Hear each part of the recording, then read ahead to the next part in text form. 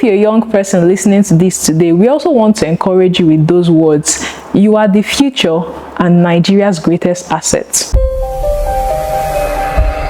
Hello everyone, welcome to Situation Room's weekly political news roundup, where we break down Nigeria's top political stories. My name is Professor Patrick Utomi, and these are the highlights this week. Nigeria celebrated its 65th Independence Day anniversary on October 1st. And just before the celebration, the federal government abruptly cancelled the planned Independence Day parade without any reason. According to them, cancelling it did not diminish the significance of the anniversary in any way. And rightly so, it may not diminish its significance, but it questions your commitment to accountability in a democracy such as ours. Nigerians have the right to know why. Is it counterproductive? Are the resources unavailable? All Nigerians want is to be carried along by their government. Still on Independence Day, President Tinubu's Independence Day speech also raised some dust. He began with numbers, noting the increment in the numbers of secondary schools and universities since independence. One would wonder, is it just about the numbers or about the effectiveness of these schools? What is the current quality of education in Nigeria? He also highlighted that oil production increased from barely 1 million barrels per day in May 2023 to 1.68 million barrels per day recently. According to him, the increase occurred due to improved security, new investments, and better stakeholder management in the Niger Delta.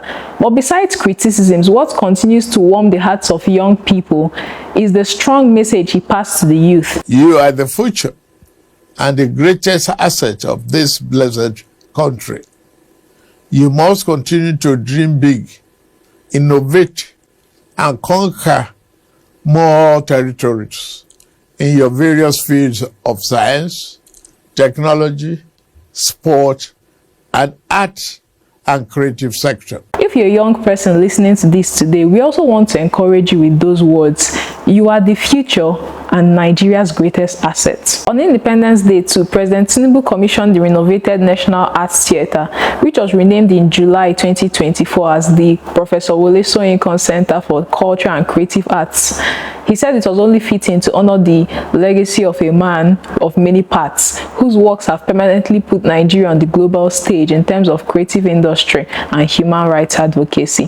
He called on Nigerians both within and outside the country to refrain from speaking ill of Nigeria, because Nigeria is destined for greatness. He said, lift Nigeria, believe in Nigeria, put Nigeria first.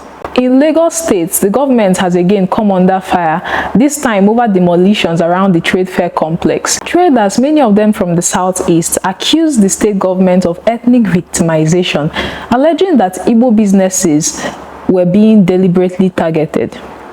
The government, on its part, insists that the structures were illegal and that demolitions were necessary to clear rights of way for development projects.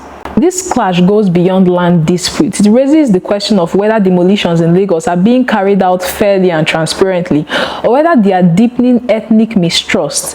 If the government insists on demolitions, it must also provide humane alternatives and ensure that enforcement does not translate into ethnic profiling, which has become the norm in Lagos State. In Rivers State, Governor Fubara dissolved his state executive council.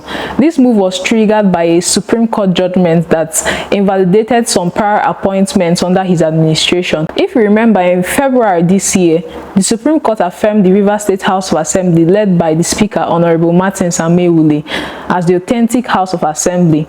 He invalidated the three-member faction, which was loyal to Fubara at the time. So since that faction was declared unlawful, it means that all their legislative decisions, including the screening and confirmation of cabinet members and other public officers, were declared invalid. This is interesting because only a few weeks ago, the Nigeria Civil Society Situation Room held the same position as regards the state of emergency in Rivers State. We said that since a state of emergency puts a hold on democratic activities in a state, the conduct of elections, in this case the Rivers State local government elections, is at par with the intent of the Constitution. Anyway, the dissolution, which came as a surprise, has triggered speculation about Governor Fubara's next political moves. For Rivers State citizens, the concerns remain the same. How much of this back and forth will slow down governance in the state? Just last week, the House of Reps Committee on Constitution Review held a national public hearing on the constitutional amendment bills before the House. There were 12 electoral reform bills collectively seeking to conduct all general elections in a single day, make the campaign a ground for impeachment, allow for independent candidacy, establish a local government elections commission, prevent invalidation of elections over deficiencies in a deputy's qualification, allow for the National Judicial Council to appoint the INEC chairman, that is as opposed to the president doing the appointments, prevent politicians from holding a dual position as a political party executive and as an elected official, establish the Political Parties Registration and Regulatory Commission, and establish the Electoral Offences Commission. And then there is this other one about the conclusion of pre-election matters and petitions before swearing in. All these are up for consideration. Another story that caught attention was the Federal High Court's ruling against Professor Patrick Utomi's shadow government. The group had called itself a watchdog and an alternative policy platform, and when taken to court, it was declared to be illegal and unconstitutional. According to the Federal High Court, Nigeria's constitution does not recognize parallel governments outside the elected authority. For some, this ruling is a setback to civic expression. After all, many democracies encourage shadow cabinets as tools of accountability. For others, it was long overdue. They see this initiative as a political stunt lacking constitutional grounding. Either way, it raises the bigger question: are Nigerians so dissatisfied with governance that they are willing to create other structures to fill the gap? Could the constant yearning for self-actualization also be as a result of a failed system? On the continuous voter registration currently ongoing, INEC reported that over 6.2 million Nigerians have already completed online pre-registration in the exercise. This is an impressive figure, but here is the real deal: are you among them? If not, why? Voter registration is the first step in political participation. Every young Nigerian who wants a say in 2027 must take this opportunity seriously. We've seen a rising culture of apathy where people complain about bad governance but fail to register or collect their PVCs. Democracy only works if citizens take part. So here's the challenge: don't just sit around and expect change. Have you registered? Back to the oil sector.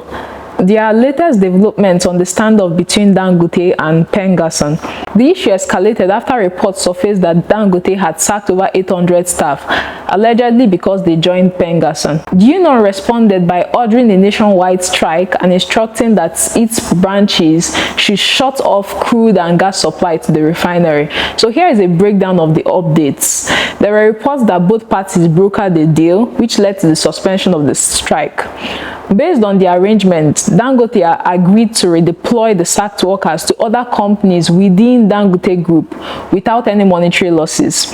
On the other hand, PPENGASSAN clarified that although the strike was suspended, it did not formally sign the communique reached with Dangote management and the government. It says it accepted the arrangement only out of good faith and in the interest of its affected workers, but that they reserve the right to resume industrial action if the terms are breached. Meanwhile, Dangote has continued to challenge the narrative publicly. They are accusing PPENGASSAN and TUC of being more interested in collecting dues than protecting workers. Also, Dangote argued that PPENGASSAN had no legal authority to interfere with its supply contracts or operations. Of course, the issue drew the attention of the House of Representatives, particularly the Committee on Petroleum Resources. They urged PPENGASSAN to revoke their directive on crude and gas supply pending the resolution of the dispute. Let's talk about impact and risk. During the period of the strike, Nigeria's daily oil and power output took a hit. Oil production reportedly dropped by 16%, and this is equivalent to 283,000 barrels of oil lost per day. While I leave you to think and chew on that, remember that the Nigeria Civil Society Situation Room continues to call on all Nigerians to stay engaged and informed. Now more than ever, Nigerians must prioritize political education. Democracy thrives when citizens are informed and active. That's all for this week. Stay informed and share your thoughts in the comments. See you next time. Bye.